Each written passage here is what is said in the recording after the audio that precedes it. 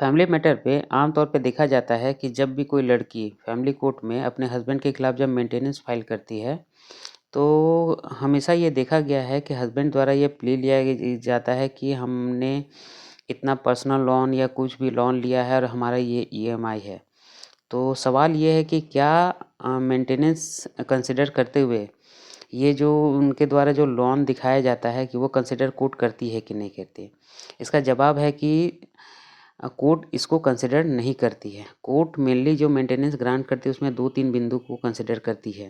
पहला, ये कंसिडर करती है कि हस्बैंड के द्वारा हस्बैंड पे क्या-क्या उसका जो पर्सनल उसका जो एक्सपेंसेस है वो कंसिडर करती है। मान लीजिए कि अगर हस्बैंड बिज़नेस कर रहा है या फिर नौकरी कर रहा है, तो हस्बैंड नौकरी या बिज़नेस करने में उसको क्या-क्या एक्सपेंसेस आ रही हैं, उसको कंसिडर किया जाता है। हस्बैंड के द्वारा मान लीजिए कि अपने घर में या फिर किराए के मकान में अगर रह रहे हैं तो उसका जो रेंट है वो कंसिडर किया जाता है।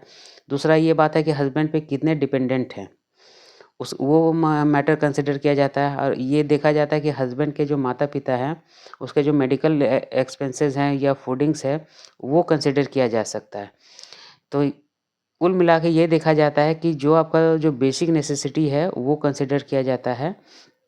लेकिन आप कोर्ट में ये प्ली नहीं ले सकते कि हमने यहाँ-यहाँ से ये लोन लिया है और मेरा ये ईएमआई चल रहा है इसलिए मेरा कंसिडर किया जाए। देखिए, अगर वाइफ़ सेल्फ इंडिपेंडेंट नहीं है, अपना कैपेबल नहीं है अर्निंग करने के लिए, ठीक है? तो ये कोर्ट ये प्रिज़्यूम करता है कि एक हस्बैंड का ये मोरल ड्यूटी है कि उसको मेंटेन करे, ठीक है? तो कोर्ट हमेशा जो मेंटेनेंस ग्रांट करता है उसमें कोर्ट ये कहता है अगर मान लीजिए कि आपने बहुत सारा लोन दिखाया है कि मेरा ये लोन्स है जिसका ईएमआई है और आपका कुछ पेरेंटल प्रॉपर्टी है तो कोर्ट उस कंसिडर में कोर्ट ये बोलेगा कि आप अपने पेरेंटल प्रॉपर्टी को बेचिए और अपने जो जितने भी लोन्स हैं वो आप उसको उससे फुलफ़िल कीजिए।